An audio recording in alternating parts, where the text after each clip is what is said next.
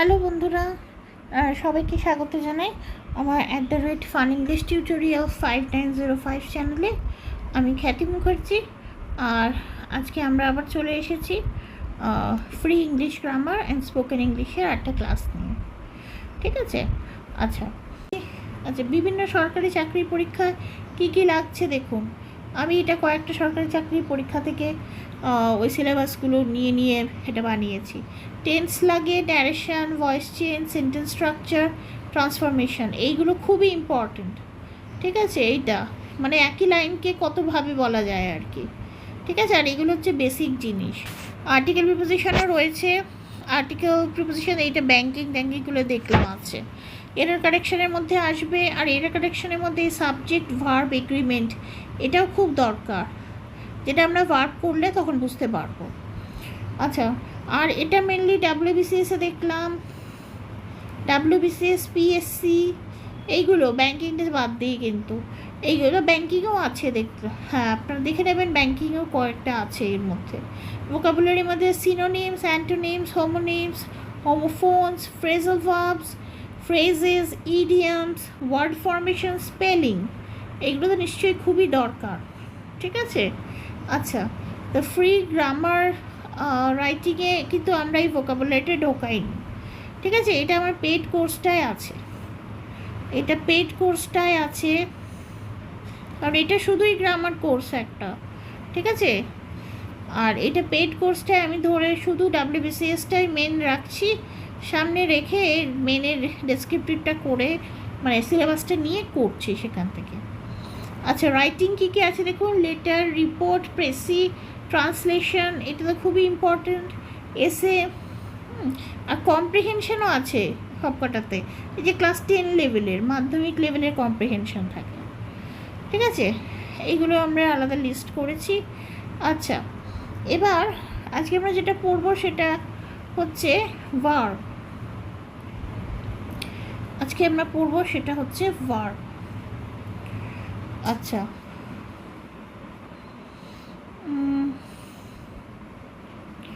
ভার্বে চলে আসি। প্রথমেই শুধু টেন্স নয়, হ্যাঁ, আগে ভার্বটা পড়তে হবে, বুঝতে হবে, তারপরে ভার্বের টেন্সে আমরা চলে যাব। আচ্ছা, এই যে ক্লাসিফিকেশন অফ ভার্বস। ঠিক আছে? ভার্ব মানে ক্রিয়াপদ।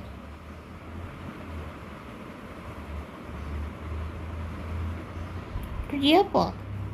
আচ্ছা, কি বলছে? ব্যবহার ও রূপভেদে। হ্যাঁ, রূপভেদে মানে কত রকমের ফর্ম আছে। হ্যাঁ, ভার্বকে নানাভাবে ভাগ করা হয়। নিচে ওই ভাগগুলো মোটামুটি দেওয়া হয়েছে। আচ্ছা, প্রিন্সিপাল ভার্ব আর অক্সিলিয়ারি ভার্ব, এত দরকার নেই। এই যে main verb, auxiliary, helping verb, একদম সোজা করে পড়ি। Main verb, helping verb. ঠিক আছে? মেন ভার্ব হয় আর হেল্পিং ভার্ব হয়। কীরকম? I do the work every day. এটা দেখো, এই ভার্বটা মেন ভার্ব, কারণ এটা একা বসছে এবং একাই পুরো বাক্যটার মানে করে দিতে পারছে। ঠিক আছে? ওনার কারোর দরকার হচ্ছে না। তো এটাই হচ্ছে মেন ভার্ব। আচ্ছা, এবার আরেকটা দেখো, I have done it today. হ্যাঁ, I have done it today. আচ্ছা, আই হ্যাভ ডান। সো এখানে এই যে হ্যাভটা, ঠিক আছে, শুধু হ্যাভটা তো মানে নেই, হ্যাভ ডানটা হচ্ছে ভার্ব। এটা একটু মনে রাখতে হবে, হ্যাভ ডানটা ভার্ব, শুধু হ্যাভটা ভার্ব নয়, বা শুধু ডানটাও ভার্ব হবে না এখানে, মানে আলাদা করে কিছু হবে না। হ্যাভ ডানটা গোটাটা একটা ভার্ব। প্রেজেন্ট বলছে, প্রেজেন্ট পারফেক্ট বলছে, I have done it today. ঠিক আছে? সো এখানে এই যে ডানটা, ডু ভার্বটা তো মেনলি মানে আজকে আমি এই কাজটা, মানে আজকে আমি এটা করেছি। I have done it today, আজকে আমি এটা করেছি। কি করেছি দেয়নি, তা আই ডু দ্য ওয়ার্ক যখন বলছে, তার মানে আমি আজকে এই কাজটা করেছি। ঠিক আছে? সো এই হ্যাভ ডানের মধ্যে দেখো, এই ডুটা মেন ভার্ব ছিল, কিন্তু এটার যেহেতু প্রেজেন্ট পারফেক্ট হয়েছে সেজন্য হ্যাভ ডান দিতে হয়েছে। সো এই দেখো হ্যাভ ডান ও শ্যাল ডু এই প্রিন্সিপাল ভার্বে মেন ভার্বের বিশেষ রূপ, ঠিক আছে? এই হ্যাভ আর শ্যালটা ওই রূপ গঠনে সাহায্য করছে, তাই তো? I shall do it tomorrow, আমি এটা কাল করব, ঠিক আছে? করব। আচ্ছা, তাহলে এই শ্যাল ডু এইটা কিন্তু গোটাটা মিলে ভার্ব। এই সেন্টেন্সে যদি ভার্ব বার করতে বলে তখন তুমি এইটা বলবে, শ্যাল ডুটা হচ্ছে ভার্ব, ঠিক আছে? আচ্ছা, তার মধ্যে এই শ্যালটা হচ্ছে হেল্পিং ভার্ব আর এই ডুটা হচ্ছে মেন ভার্ব, ঠিক আছে? কারণ আই শ্যাল ইট টুমরো মানে কিছু হয় না। আমি যদি এটা বাদ দিয়ে দিই, আই শ্যাল ইট টুমরো মানে কিছু হয় না, এটা মানে নেই কিছু। So I shall do it tomorrow, shall do it tomorrow. I have ডান, আচ্ছা এটা যদি আমি ডানটা যদি মুছে দিই, আই হ্যাভ ইট টুডে, তাহলে মানেটাই পুরো বদলে গেল, যে আমার কাছে জিনিসটা আছে, কাজটা করেছি যে বোঝানোই গেল না, ঠিক আছে? তাহলে হ্যাভ ডানটা পুরো ভার্ব এখানে। আচ্ছা, তাহলে মেন ভার্বটা হচ্ছে কি, যেটা মেন একদম যে জিনিসটা করা বোঝাচ্ছে, হ্যাঁ, যে পরিস্থিতিটা বোঝাচ্ছে, যে মানে অবস্থা বোঝাচ্ছে, যে কাজের নামটা বোঝাচ্ছে, কাজ করা জিনিসটা বোঝাচ্ছে, সেটা হচ্ছে মেন ভার্ব। আর সেটার গঠনে যে সাহায্য করছে সে হচ্ছে হেল্পিং ভার্ব। নামটা দেখে নিশ্চয়ই আমি বুঝতে পারছি, হেল্পিং আর মেন। আচ্ছা, যে ভার্ব স্বাধীনভাবে ব্যবহৃত হয় তাকে মেন ভার্ব বলে, আর যে ভার্ব অন্য কোনো ভার্বের টেন্স ইত্যাদি রূপ গঠনে সাহায্য করতে ব্যবহার হয় তাকে হেল্পিং ভার্ব বলে। আচ্ছা, ভার্ব বললে সাধারণত এই মেন ভার্বটাকেই বোঝায়, ঠিক আছে? কারণ হেল্পিং ভার্বের কোনো নিজস্ব ব্যবহার নেই, ঠিক আছে? আচ্ছা, আর সংখ্যাতেও কম। আবার একই ভার্ব কখনো মেন ভার্ব হতে পারে, কখনো হেল্পিং ভার্ব হতে পারে। যেমন এই যে হ্যাভটা, এটাই মেন ভার্ব হয়ে যেতে পারে। I have a picture book, আমার কাছে একটা ছবির বই আছে। I have given the book to Ram, এই যে হ্যাভ গিভেনটা তখন ভার্ব, বারবার করে বলছি, তখন হ্যাভটা আলাদা, গিভেনটা আলাদা নয়, হ্যাভ গিভেনটা ভার্ব, ঠিক আছে? একসাথে ভার্ব। আমাদের বাংলার মতো এটা একদমই হবে না, একদমই হবে না, ঠিক আছে? এটা ইংরেজি যেমন নিয়ম সেরকমটাই পড়তে হবে। আচ্ছা, have given the book to Ram. আচ্ছা, এই একই সেন্টেন্স, এই দুটো সেন্টেন্স দেখো একই ভার্ব, এই হ্যাভটা হচ্ছে একটা মেন ভার্ব আর এখানে আবার হয়ে গেছে এটা হেল্পিং ভার্ব, ঠিক আছে? আচ্ছা, এরকম আরও অনেক কিছু আছে। ও এই যে অ্যাম, ইজ, আচ্ছা লিস্ট দিচ্ছি একটা, আমরা যেগুলো জানি, অ্যাম, ইজ, আর, ওয়্যার, ঠিক আছে? এগুলো সব হচ্ছে হেল্পিং ভার্ব, ঠিক আছে? কিন্তু আমি যদি কখন বলবো আই অ্যাম হ্যাপি, তখন অ্যামটা main verb. I am doing it, তখন ভার্বটা হচ্ছে অ্যাম ডুইং, তখন এটা হেল্পিং ভার্ব। এরকম করে সব কটাই তাই, ঠিক আছে? একটু নিজে নিজে লিখলে ভালো হয়, কারণ ভার্বটা একটু কঠিন আছে, ঠিক আছে? ভার্বটা সোজা নয়, কারণ ভার্বটা শিখলেই মোটামুটি ভাষাটা বোঝা যায়।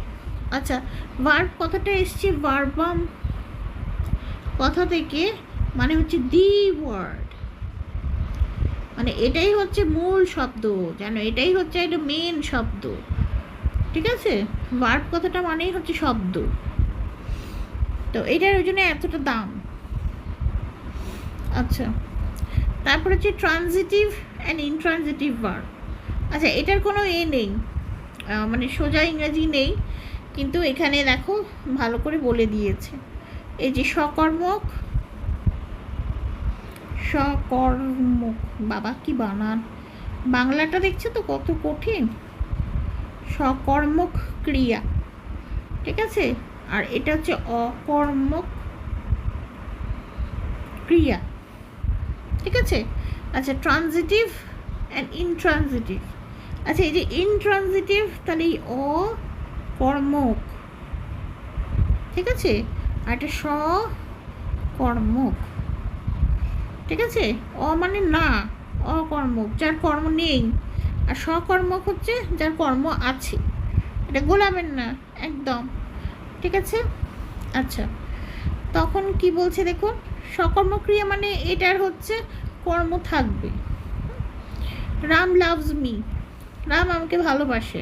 আই নো হিম, আমি তাকে চিনি। Hari goes to school, Hari স্কুলে যায়। আচ্ছা, হি অফেন লাভস। আচ্ছা, দুইটি সেন্টেন্সে ভার্বের অবজেক্ট আছে। এই যে লাভ, রাম লাভস কাকে, মি আমাকে।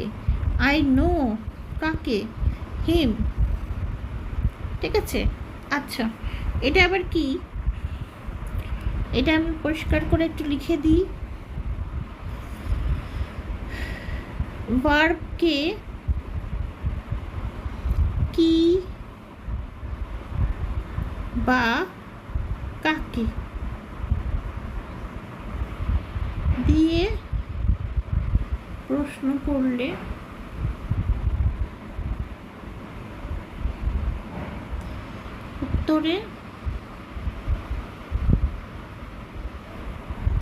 উত্তরে ডিরেক্ট অবজেক্ট। ডিরেক্ট অবজেক্টের বাংলাটা কি দাঁড়ান একটু দেখে নিন। Direct object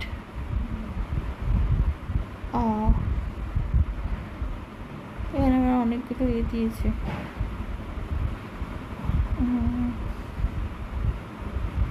direct object, indirect object, এ দুটো বাংলা কি আছে ভুলে গেছি। যাই হোক,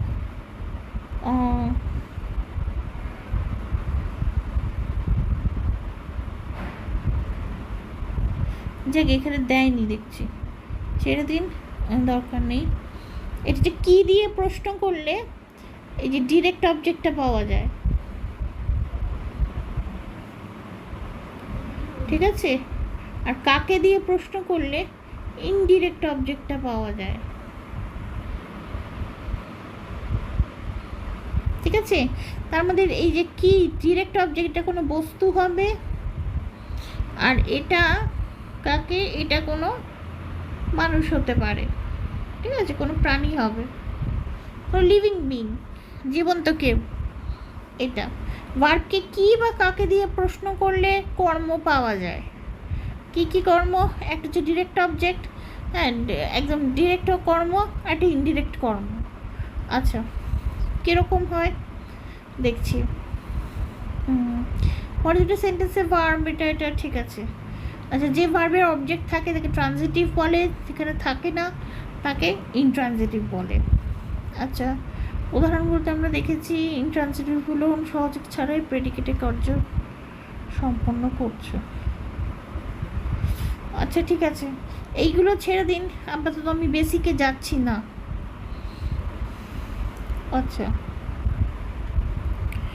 এখানে এই যে দেখুন, রাম ইজ, রাম এটা হচ্ছে আমার নাউন, মানে প্রপার নাউন, সাবজেক্ট, ঠিক আছে। আচ্ছা, এটা আমার ভার্ব, এটা মেন ভার্ব, এখানে এমভি লিখছি।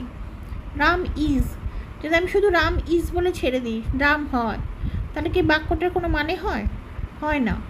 সমস্ত গ্রামার এটার উপর ডিপেন্ড করে তৈরি হবে যে একটা অর্থবোধক বাক্য তৈরি করতে পারতে হবে।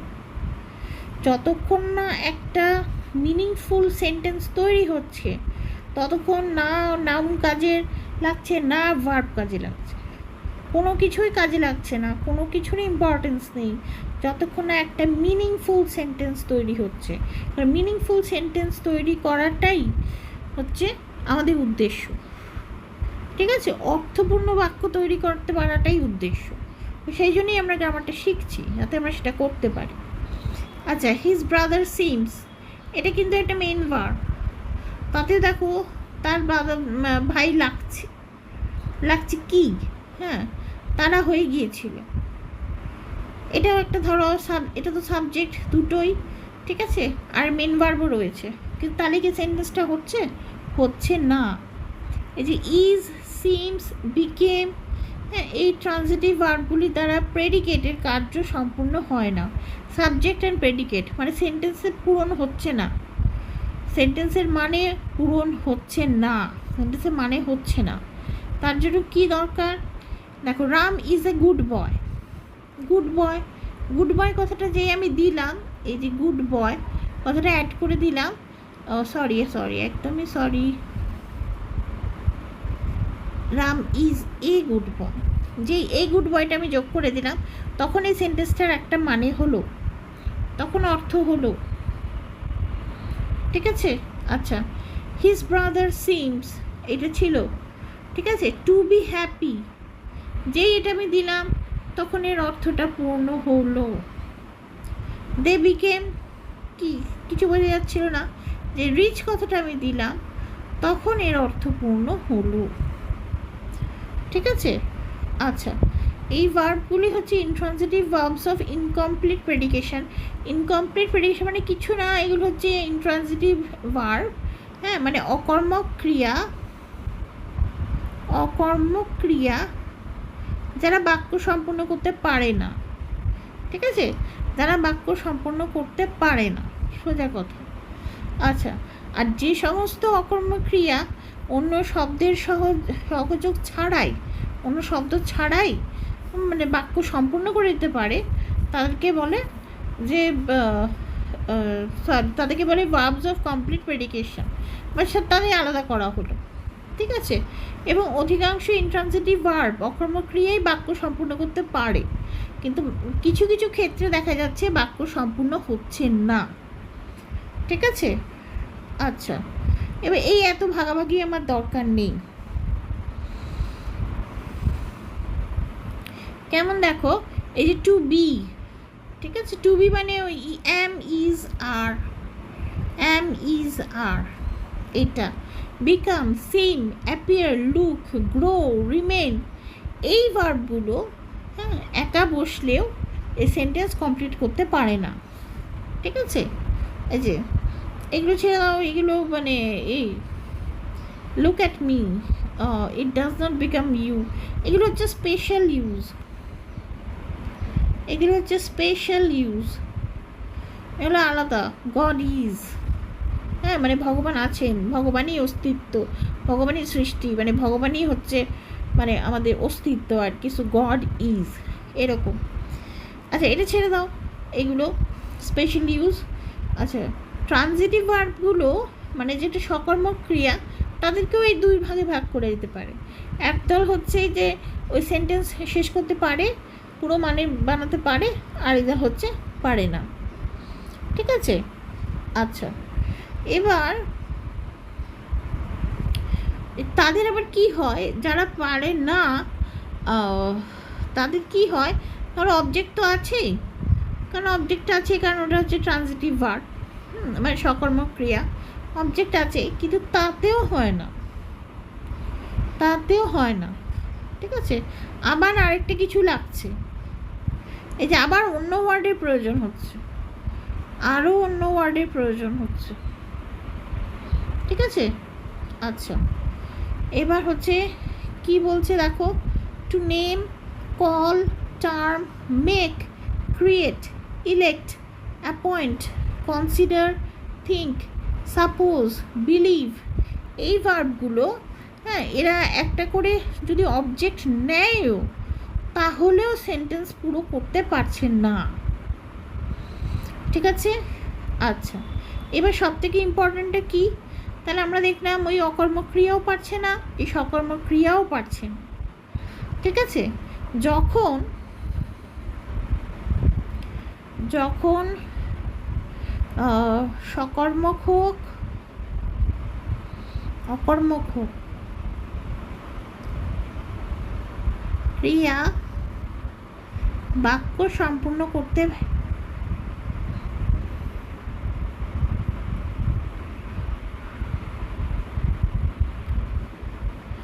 মানে পারে না আর কি, তখন বাক্য সম্পূর্ণ করে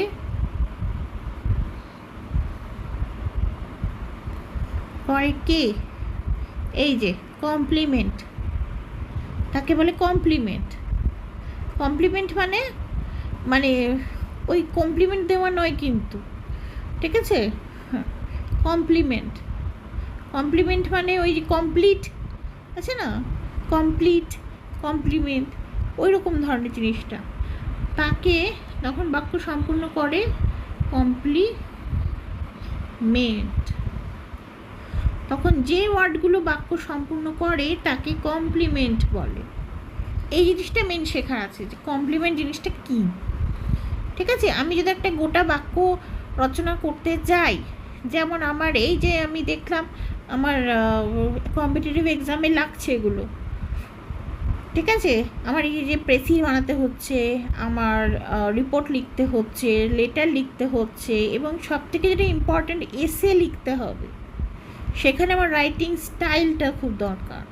তো সেখানে আমি এটা জানছি যে এই ভার্বগুলো হচ্ছে যতই এরা চেষ্টা করুক, অবজেক্ট নিক না নিক, এরা কিছুতেই বাক্য সম্পন্ন করতে পারছে না। তখন বাক্য সম্পন্ন করার জন্য কমপ্লিমেন্টকে আনতে হচ্ছে। কমপ্লিমেন্ট বাক্য কমপ্লিট করছে, ঠিক আছে। আচ্ছা আচ্ছা, যখন এই কমপ্লিমেন্টকে মানে কমপ্লিমেন্টটা সাবজেক্টকে বলে, সাবজেক্টকে রেফার করে, মানে সাবজেক্টকে বুঝিয়ে বলে, এই যে সাবজেক্টকে বলায়, সাবজেক্টকে বোঝায়, তখন সাবজেক্টিভ কমপ্লিমেন্ট বলে। আর ট্রানজিটিভ ভার্বের কমপ্লিমেন্ট অবজেক্টকে বোঝায়, তখন অবজেক্টিভ কমপ্লিমেন্ট বলে। এত নাম না মনে থাকলেও চলবে, আর এই কমপ্লিমেন্ট জিনিসটা আমার খুব ভালো করে মনে রাখতে হবে।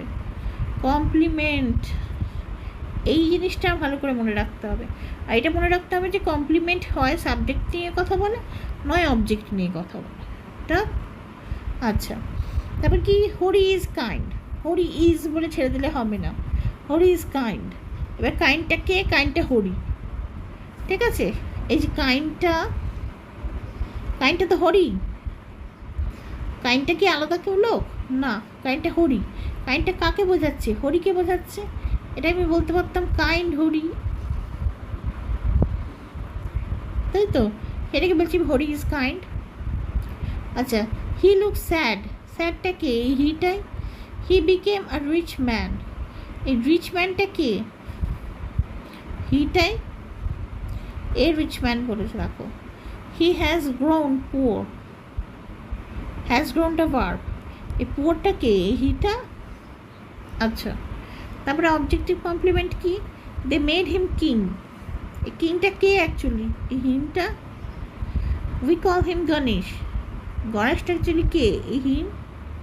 I consider him honest. Him. They appointed him headmaster. এটা আগেরটায় আর্টিকেলটা পড়লে বোঝা যাবে। এই যে হেডমাস্টার, প্রিন্সিপাল, এর আগে এ বসবে না, ঠিক আছে, এর আগে এ বসবে না, কাটা। আচ্ছা, দে অ্যাপয়েন্টেড হিম হেডমাস্টার।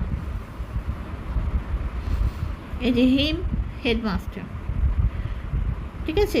তাহলে হেডমাস্টারটা হচ্ছে কমপ্লিমেন্ট, যেটা কাকে বোঝাচ্ছে? হিমকেই বোঝাচ্ছে। ডান, পরিষ্কার হলো। একবার আমরা দেখে নিই। প্রথমেই আমরা দেখছি ভার্ব কত রকমের, কী কী প্রকারের। Main verb, helping verb. আচ্ছা, তারপরে যে সকর্মক, অকর্মক। এবার সকর্মক হোক বা অকর্মক হোক, অনেক কিছু কিছু সময় সে ক্রিয়াপদ বাক্য সম্পূর্ণ করতে পারছে না। এ তো মানে মানে অকর্মকের হচ্ছে কর্ম নেই, বাঁচা গেছে, তাও সে সেন্টেন্স কমপ্লিট করতে পারছে না। কিন্তু সকর্ম ক্রিয়া দেখো, তার তো একটা কর্ম আছে, তার তো একটা অবজেক্ট আছে, সেটা দিয়েও সে বাক্যটা কমপ্লিট করতে পারছে না। বাক্য কমপ্লিট করার দায়িত্ব কিন্তু মেনলি ভার্বের, ঠিক আছে, মানে বাক্যটা কি হচ্ছে অ্যাকচুয়ালি সেটা বলার দায়িত্ব ভার্বের। তো ওই হচ্ছে মেন ওয়ার্ড, মেন শব্দ হচ্ছে ভার্ব। সো ওরই হচ্ছে দায়িত্ব, পারে না, তখন সেই ভার্বটা একটা করে কমপ্লিমেন্ট নেয়। এই যে এইগুলো আমরা পড়ে নিচ্ছি যে হয় না, সে তখন একটা করে কমপ্লিমেন্ট নেয়। আচ্ছা, হয়ে গেল এটা। আচ্ছা, এবার দেখো ফাইনাইট আর নন ফাইনাইট ভার্বস। দেখি কতক্ষণের ভিডিও হচ্ছে, কতক্ষণ হলো? 32। এগুলো অনেক বড় হয়ে যায় বলে না, আমার আপলোড করতে কি অসুবিধা হয়। আচ্ছা ঠিক আছে, দেখছি এই অবধি হয়েছে, তাহলে আমি এখানে এটা শেষ করছি, কারণ আবার পার্ট 2 আমি দেব। এই ফাইনাইট আর নন ফাইনাইট ভার্বস থেকে আমি আবার শুরু করব, ঠিক আছে? এইখানে অবধি আমার পার্ট 1 হলো। পার্ট 1 এন্ডস, ঠিক আছে, বা এন্ড অফ পার্ট 1।